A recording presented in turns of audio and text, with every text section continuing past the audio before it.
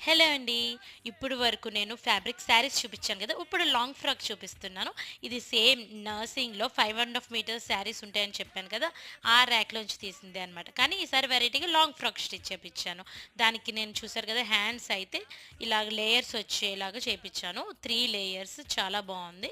Short hands అనమాట. Next back neck వచ్చేసి నేను ఇలా ట్రయాంగిల్ షేప్ హై నెక్కే ట్రయాంగిల్ షేప్ వచ్చేలాగా చేపిచ్చాను.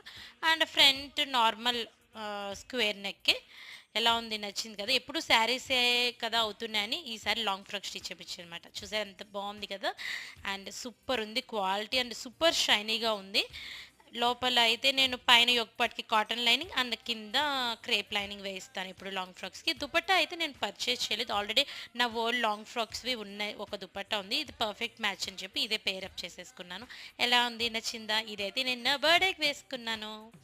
Bye bye.